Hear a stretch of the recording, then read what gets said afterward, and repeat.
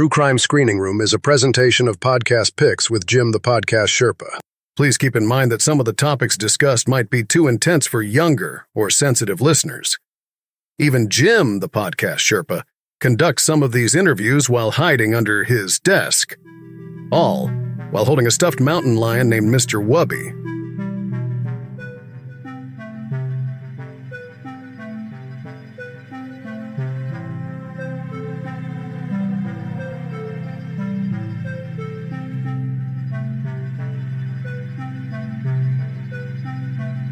Welcome to True Crime Screening Room, the podcast featuring interviews with creators who dedicate their work to unraveling true crime mysteries.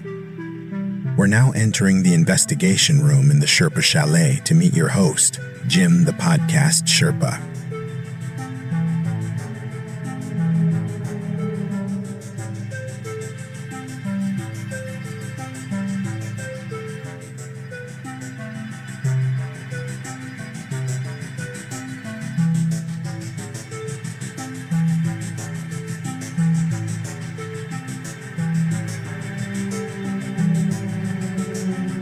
Hello there, rebels of the Sherpalution, and welcome to True Crime Screening Room. It is a side project of Podcast Picks with Jim the Podcast Sherpa. That is me coming to you from Sherpalu Studios here in the Sherpa Chalet, high atop Mount Podcastia, where I overlook the millions and millions of podcasts. And of course, as the title suggests, it's true crime time, and many of these true crime episodes, I've gotten to speak to a lot of different authors of true crime books, and a lot of them have held fields in some sort of an investigation capacity. And that is my guest this week. Her name is Dr. Alyce Clark. She is down in Florida, and she has a book out called The Forgotten Girls, which is a story about a number of women who are the subject of various cold cases. And we spent a little time getting to know Dr. Clark and hearing about the book as well. It is a fascinating read, really disturbing stories in a sense, but really told with a sympathetic ear. But it is also very hopeful that there will be some information that will come forward that will help close these cases. And it's interesting that Dr. Clark is still a relatively young person, and she's led a fascinating life. And we get into what she's done so far with her life so far, and it's really amazing. And you can understand why she's a great authority to be writing this book, and especially to be presenting this information on this podcast. I think you'll really appreciate it. I certainly did. So we will have a listen while we head on down to the investigation room in the Sherpa Chalet for my conversation with Dr. Alyce Clark about her book, The Forgotten Girls. Hello there, rebels. We are here in the True Crime Screening Room. My guest today, I think she is the triple threat for thank you for your service, because she is a National Guard sergeant, veteran. She is a retired detective, and also a member of the Kaiser University Forensic Department chair. Her name is Alyce Clark. She has a brand new book out. It is called The Forgotten Girls. It is about women and girls, young girls, who are the subjects of cold cases. Yes. So, Dr. Clark, welcome to the show. Thank you. Glad to be here. Now, you say right in the beginning of your book that first case that's discussed, that was what inspired you to actually write this book. Yes, Sigurd Stevenson. It was also the last chapter that I wrote. Really? Yes. It was interesting. Yep. Because I was hoping that there would be finalization in that case. So I was kind of holding out and just waiting to finish it, but it never happened. Is everything in that case still cold? Can we? Yes. Okay. So I didn't know if in the meantime, because obviously, what are there, about 16, 17 cases? Is that? There's 14 cases in the book. Okay. Yeah. So yeah, I knew it was around there, and because a lot could happen, especially when you're in like a lot of different eras, where some of them went back to like the 1970s and 1990s. And yep. I was kind of a little all over the place. And I also put several cases in there that people might be, aware of, like Jody Huisentrude, Caitlin Rose case, Brandy Hall was a big one. But I, wanted to let people know that there was other people out there, not just the ones that are all over national TV. Mm-hmm. Now, when you were a detective, were these any cases that were assigned to you, or these were just like long established and you decided to just look back into them? So Chapter 13 is a case that my department investigated, and Detective John Smith, one of my good friends, and we were also in the academy together. Mhm. He was the lead detective in it, and it was already a cold case, so he was in the cold case squad. So some of us like to listen in on the interviews. That way, if we hear something, we could jot down a question. So when they come out of the interview room, or we could text them and let them know, hey, what about this? Mhm. That's the best thing about our Apple Watches, because all you got to do is look at it and you could read your text message. So it's kind of cool. But just listening to like the Dennis Bowman case in Chapter 13 was kind of interesting. And I'll never forget, it was a break time and he had asked John, to get lunch or whatever. And he was like, yes, I'll take a Surge, that grapefruit soda. But John was like, what is that? Because in Virginia, not everyone knew what Surge was. So I guess it's like a northern thing. We have Okay. it here in Florida, but it was just interesting. But it's just, so he's calm and collect, and he's a suspect of 2 murders, and he's just like, "Can I get a Surge?" These people, I don't know, it's crazy. Yeah, that must be a little chilling to have to sit on stuff like that. Do you think that maybe any of those cases might have been part of a string of murders? Like maybe like they were a victim of the serial killer, maybe? There's a good chance, and like when you get to Chapter 13, which is the Dennis Bowman case I was just talking about, Mhm. I feel like there might be somebody else out there, because he describes himself as a monster, the devil inside him. He even drew a picture of the devil, and it's in the book, the Mhm. picture that he drew in the interview room. It's just, this guy is quite interesting, and the way he tells his wife where the daughter is located. Is, was that the drawing with like the electric currents? He said that the electric currents go through him and He drew like a little like stick figure with little horns and stuff, and he said, yeah. "Yeah, I have like this like electrical current that goes through me, and it's the monster and the devil inside him." It's just interesting how individuals blame other entities or things for what they do. Now, when obviously you're having spent time as a detective and teaching forensics as well. Yeah.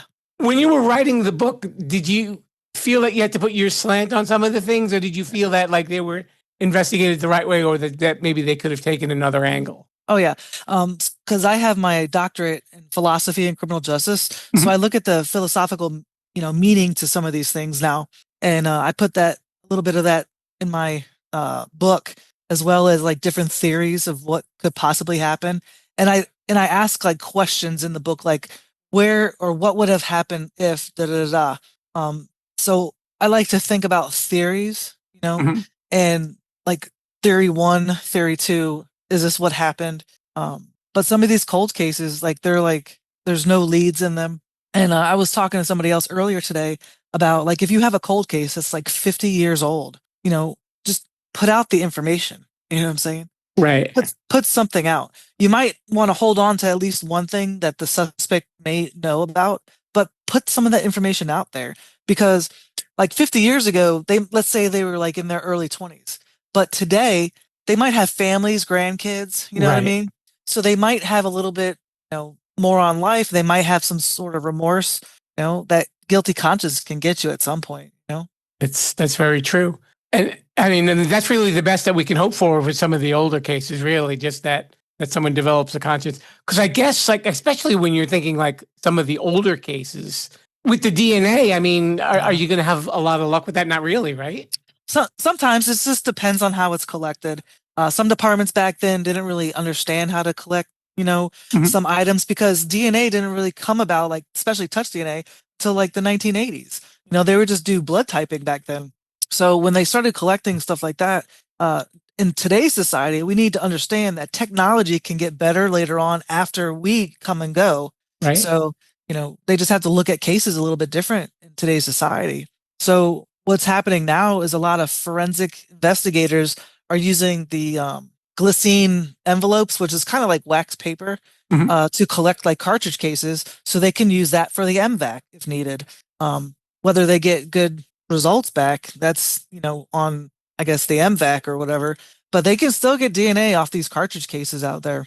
And what's interesting is that in today's society, there's still departments out there that are collecting evidence the wrong way. And, I was up north, not going to say where, but I was up north and they were collecting DNA in plastic instead of paper. Mhm. And I was like, this is why you're not getting results back, So I'm laughing because you actually kind of answered my next question. Because given your background in forensics, I was going to say, what do you think people are doing wrong that we can't get all of the information that we need on these cases? an interesting point too, because they were like, yeah, we collect all the stuff and we never get anything back. And then what was funny is before I went to this northern state to teach a bunch of police officers how to do crime scene processing, which was a 3-day class, I got all the stats for that area. And I was like, your stats are really low. And they're like, yeah, we never get anything back. And I'm like, well, tell me the process of your collection, And they told me, and I'm like, well, that's your problem right there. Because you collect it in plastic, you're pretty much killing the DNA because it's getting moldy and bacteria, because the bacteria eats the stuff, And our DNA/blood, most of that is water. So at some point, it's all going to evaporate. And what does water do if you just let it sit there? It gets that pink color, right? Right. That bacteria. So, I mean, it is what it is. Yeah. But that is a big step. And like you said, from the 70s, they probably didn't even have that idea in mind that, oh, this could, taint evidence. Right. Where, and at that point, you almost really start from square one, I guess, or just hope that there was some sort of other information or maybe a lead or a confession from somebody who heard something or saw something. Yep. And what's interesting too is that some of these cases, there were detectives or police officers on scene that knew that something in the future would come about with DNA. So they did collect some things correctly.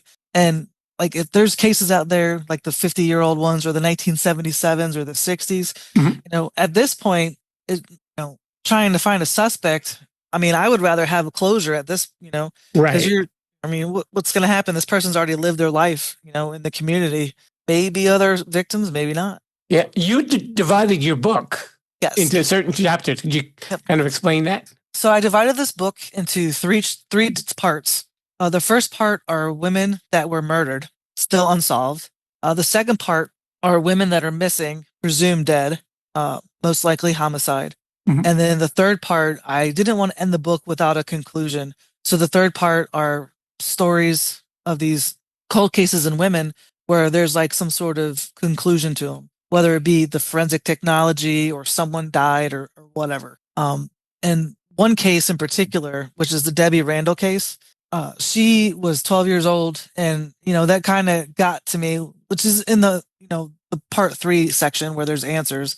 But I'm like a big proponent on like DNA, and in today's society, nobody wants their DNA done. And then like with the Manchester bombing, the UK in the early 2000s, they made it mandatory. So when you're born, you have to give DNA.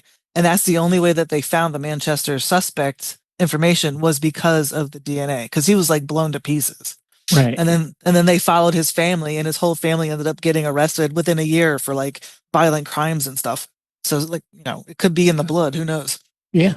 But I was gonna say with Debbie Lynn Randall, the big thing is it was like a 30-something-year-old case, but it could have been solved in 2 years if there was a deceased DNA data bank. That would have just flipped the switch right there. Because the suspect killed himself 2 years after he murdered her. The one thing that I noticed about the book, and I'm sure this is pretty intentional, I'm not complaining, believe me, the beginning of every chapter, there's a picture. Yes. And at the end, there's a Bible verse. Yes. And I think you wanted, I'm going to try and guess, and you can please correct me if I'm wrong, but I think I'm probably on the right trail here, that you didn't want to make these people sound like statistics, that you wanted to put a face on it, literally. That's one reason. And so when I was investigating, my cases and I came across a deceased individual, whether in forensics or homicide, I would always say some sort of prayer, like guide me in the right way, show me where the evidence is, because in the Bible, you're not supposed to pray for the dead individual, the deceased individual, because, they've received God's judgment. What you should do is pray for the family and pray for some closure for the family, even though there's really no such thing as closure for like a homicide victim.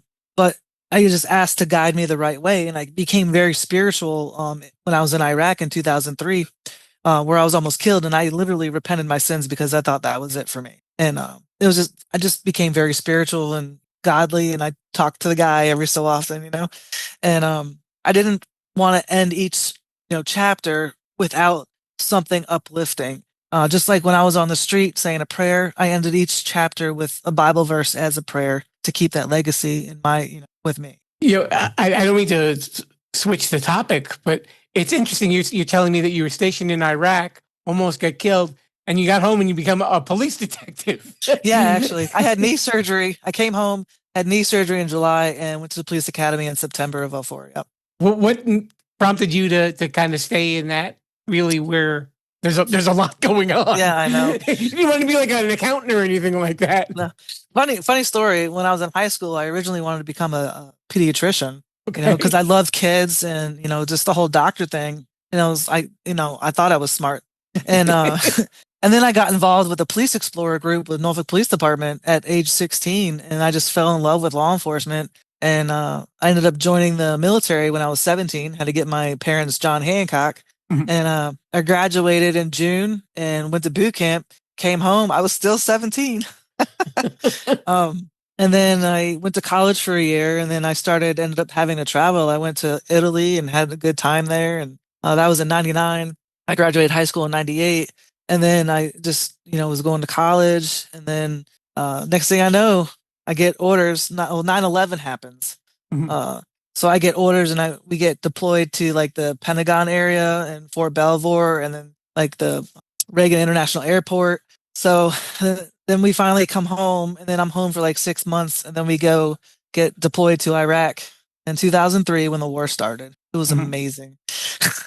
But when I was in Iraq, I read a lot of James Patterson and Patricia Cornwell books, and that was like really what I was interested in. And to this day, I still have a collection of their books because, I don't know, maybe they were like my role models because of the way that they wrote, and especially Patricia Cornwell. What she did, being in the medical examiner's office and stuff. And then I became a police officer, and that's just where God led me, I guess. And I solved a lot of crimes, probably did over 1,800 crime scenes, several hundred death investigations, just in my, I guess, 20-year career. Wow. Yeah. That is unbelievable. Yeah. And you come out of that with a pretty good perspective on life. That's amazing. It's a lot of depth. I was taught early on in my career to treat people with respect, remain humble, because whether the suspect is there or the victim, they're still human beings. Yeah. And I started teaching like adjuncting in 2016, and I'll never forget because I was teaching night classes, and half these people were older than me because they're all like night officers, and everybody wants to get a degree to, make rank or whatever in the department. Right. And just the way that they looked up to me as a role model, and I'm probably like 10, 15 years younger than they are, but like you have to, remember where you came from. And that was my big thing. I'm not like some famous person or whatever. I'm just regular. I always say I'm just a retired detective with a PhD, plain and simple. But just because, I retired doesn't mean that the badge is gone. Right. I still have a retired badge, and I still have a police brain. You know what I mean? Sure. That makes sense. Giving all that exposure too, and that you're able to even teach it to other people in a college setting is, really speaks a lot to, your background as well. Yeah. Very hands-on at our school. Most of the stuff I teach, is the forensic program, and the kids love the hands-on experience. And I'm a firm believer you can learn a lot by PowerPoint, but put something in that kid's hand. Right. So, funny thing is they'll hand me like evidence envelopes and something's wrong with it, and I'll be like, nope, and I'll throw it across the room, just toss it. But then that stays with them, because they're like, oh, okay, and then they figure it out. Right. And I guess a large part of police work is using your eyes. You got to see what's around you. Attention to detail. Yep. Absolutely. I've had that since I was a kid. Attention to detail. And my big thing is like, oh my gosh, you missed a belt loop. It's that's got to be the military in me, because I was in ROTC in high school as well. Okay. So both my parents were active duty Navy. So my brother and I, we ended up going Army. This is funny. Okay.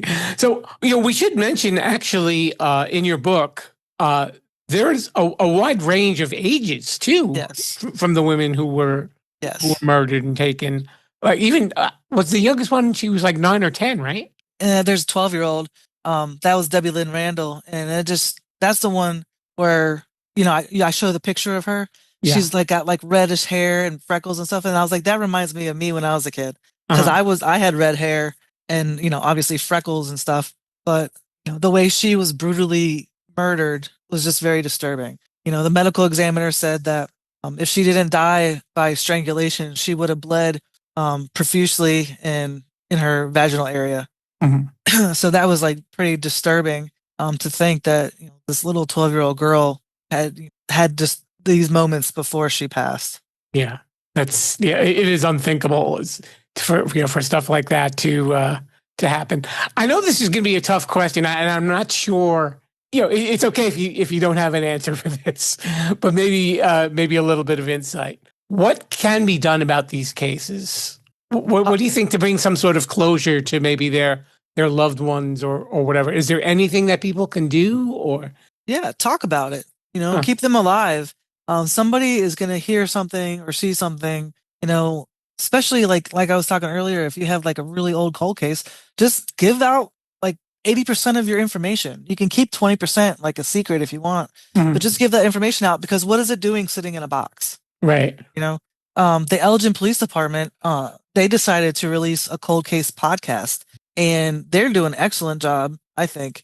So their season 1 was like one cold case on a missing girl, which they ended up finding her by the end of the podcast. And then season 2 is like several cold cases that they're just putting information out there. And if anybody sees something or saw something, said something, whatever, to call them and let them know, because they're dealing. I think it was like the 1970s that they went over in the cases, but it's called See Something, Say Something. So if you ever get a chance, check that out. I'm all about it, because they're 2 detectives that are working really hard in their cold case unit, and they're getting information, they're getting leads. So is there any other books in your future, or do you think oh yeah I wrote Maverick the Service Dog, right? That's also on Amazon. So it's pretty much about a father who retires from the military, and his daughter Emily sees that he's like not acting the same, kind of like that depression, anxiety stuff. And when she goes to school, she's like noticing her teacher has a service animal, and she's like, "Hey, Dad, what about this?" And of course, the dad shuts down, because he's the guy, and he's like, "No, I don't want it," And then he eventually goes to Big Dog Service Dogs, and he gets matched up with a yellow lab named Maverick. And Maverick helps him and all that stuff. And at the end of the book, he has a smile on his face. So it was just a little something I did, and I made it a male, Jack, which I named the lead character after one of my friend's son, Jack. So it was kind of cool. And the trainers, because I have a service dog named Maverick. So that's kind of like where the book kind of came from. Okay. And it's a cute little book, and it kind of helps children understand kindness, being humble, and not everybody has a problem that you can actually see. It's like a mental thing. And I'm also working on my military book. I'm almost done with that one. I'm in chapter 8. I think I'm going to have about 10 chapters, but it's about my time in Iraq and what I went through as like a plain Jane, and what I went through spiritually. It's going to be called Soldier, Sand, and the Savior. And I plan on writing another book on cold cases, of course. I can't let that go. Yeah, well, I think there are a lot to go around. It's not like you're going to have a lack of material for that. Yeah. So if people want to follow you on social media and get any info, where can they reach out? I'm on Facebook, which is Alyce, Alyce, Clark, Clark, PhD. And then on Insta and X, it's WWIraqVet. There we go. Nice and simple. Yeah. So, and again, the name of the book is called The Forgotten Girls. They can get it wherever books are published and sold. Out by, I always forget, Wild Blue Press. They've been very good to the True Crime Screening Room. Oh, yeah. They have really good books. Absolutely. Really good books. They send me like an email like every 2 weeks, like, do you want to talk to this person? Yes. That's simple enough. Yeah, and every guest that they've sent me has just been amazing. So I thank you so much for your time. Oh, no problem. We want people to check out the book, and we will include the link to the book in our show notes. That's where we always put them. So it's a good place to keep them, I guess. I hope so. Dr. Alyce Clark, thank you so much for your time. Thanks for having me. Listen and subscribe on podcast apps everywhere. And we're on YouTube at Sherpolution. Sorry, no video. You're welcome. Thanks so much to Dr. Alyce Clark for spending a little time here in True Crime Screening Room. And of course, we will have the link to her book in the show notes, where of course we always have it, as I mentioned. And we hope that you will be back next week to check out our next episode. And you know that on Saturdays we do Sherpa Selects. And that is where I get to play for you some of my favorite episodes from the first 6 seasons. I think we're actually coming close to the end of season 5, the last time I checked. So we still have some left to go. Don't worry. There will be some numerous ones around the holidays if you are listening to this in real time. But if you like the show and you'd like to follow us on social media, Sherpolution is the word you need. And that's where I am on Instagram, Threads, TikTok, and YouTube. Yeah, that's all of them. I can never remember all 4 of them. Don't ask me why. But we will be back next week with another episode, and we hope that you will be there. And until then, I say to you, Viva la Sherpolution!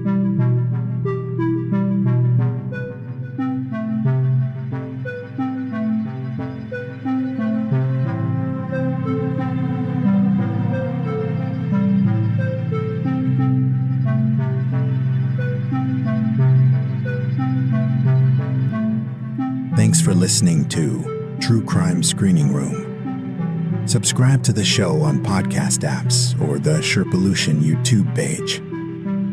Until then, stay away from evil. And more important, viva la Sherpolution.